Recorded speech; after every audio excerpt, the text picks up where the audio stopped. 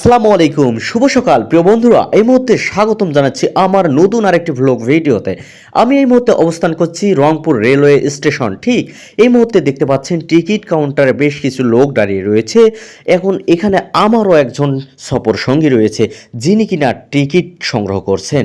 ঠিক এই মুহূর্তে আপনারা দেখতে পাচ্ছেন আমি একটু এরই ফাঁকে এই রংপুর রেলওয়ে স্টেশনটির ভিডিও ফুটেজ নিতেছি। এখানে মাত্র কিছু সংখ্যক লোক দেখতে পাচ্ছেন আপনারা লাইনে দাঁড়িয়ে রয়েছে যারা টিকিট সংগ্রহ করতেছে। কিন্তু আমি আর একটি দৃশ্য দেখাবো অপর প্রান্তে। ঠিক এই প্ল্যাটফর্মটিতে রয়েছে ঠিক 150 থেকে 200 জন লোকের মতো, কিন্তু তারা কেউ টিকিট সংগ্রহ করছে না। দুঃখজনক এটি, তারা বিনা টিকিটে ভ্রমণ করবে। যাই হোক, একজন লোকের সঙ্গে দেখা হলো, সে বলল আমারও একটু ছবি তুলে নাও। আমি তার সঙ্গে ভালো মতো কথা বললাম এবং ছবি তুলে নিলাম। এবারে ঠিক আমি এই প্ল্যাটফর্মের মাথা থেকে আরেক প্ল্যাটফর্মে যাচ্ছি, ঠিক অপর প্রান্তে। তো যেতে যেতে আমার চোখের মধ্যে পড়ে গেল বেশ সুন্দর একটি দৃশ্য। যাই হোক, সকালবেলা একটু ভালো লাগবে। তার মধ্যে খারাপ লাগারও একটি বিষয় হচ্ছে রংপুর শহরের মধ্যে অন্যতম একটি স্টেশন, যেটি কিনা বিভাগীয় শহরেই স্টেশন বললেও ভুল হবে না।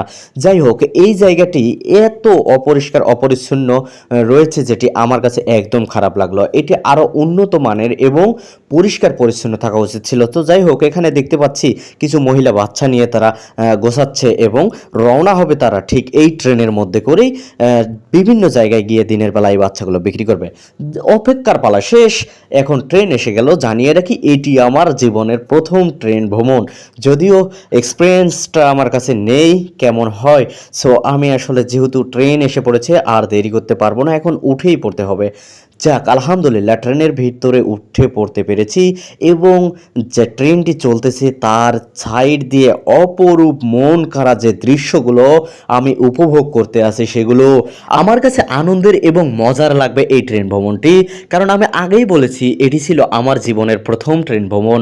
সো যাই হোক, আমি আপনাদেরকে জানিয়ে রাখি, এত সকালে এত ভোরে আমরা এই ট্রেনটি সকালের মিস না যেন হয়, এজন্য বাড়ি থেকে বেরিয়েছি। ঠিক আমরা সিএনজি যোগে একদম ভোরে রওনা দিয়েছি রংপুরের উদ্দেশ্যে। সঙ্গে রয়েছে আমার প্রিয় স্যার নুরুন নবী রাজু আহমেদ স্যার। ঠিক এবারে আমাদের ট্রেনটি এসে পৌঁছায় কাউনিয়া জংশনে।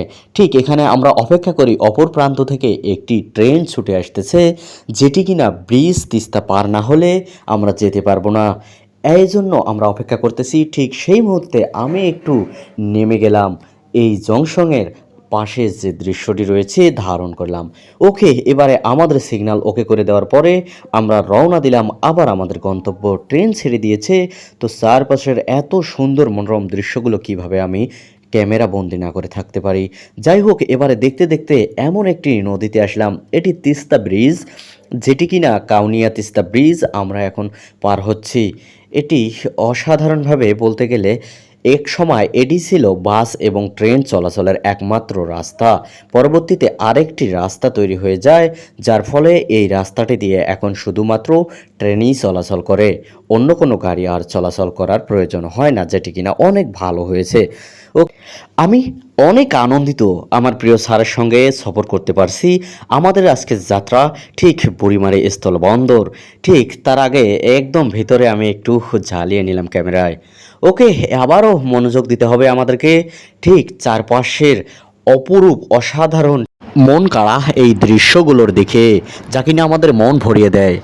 আরেকটি স্টেশন, এখানে একটি রেল স্টেশনে আমি দাঁড়িয়ে গিয়েছি, কিন্তু ওখানেও নেমে আমি একটু পিকচারগুলো মানে এখানকার ভিডিও ফুটেজ নিতে ভুললাম না, যেহেতু আমি প্রথমবার ট্রেনে উঠেছি, ট্রেন সফর। যাই হোক, পাটগ্রামে আমরা চলে এসেছি অলরেডি। ঠিক এই পাটগ্রাম স্টেশনটি অনেক দূর, কিন্তু অনেক লোক দাঁড়িয়ে রয়েছে। ততক্ষণ বেলা আমাদের ঠিক 10:30। ওকে, এবারে যেতে যেতে এই ট্রেনের মধ্যে দেখা মিলল একজন ফল বিক্রেতার। তার কিনা অসাধারণ বুদ্ধিমত্তায় সে ফল তৈরি করে সাজিয়ে রাখছে তার পাত্রটিতে। এখন সেখান থেকে সে সেল করবে। প্রিয় বন্ধুরা, আমার যাত্রাপথ অনেকটাই একদম ট্রেনের শেষ হয়ে গেল। আমি এসে পৌঁছালাম বুড়িমারি স্টেশনে, এখানে নেমে পড়লাম। প্রিয় বন্ধুরা, আমার পরবর্তী ভিডিও দেখা হচ্ছে, এর পরের অংশে কি থাকছে সাথেই থাকুন।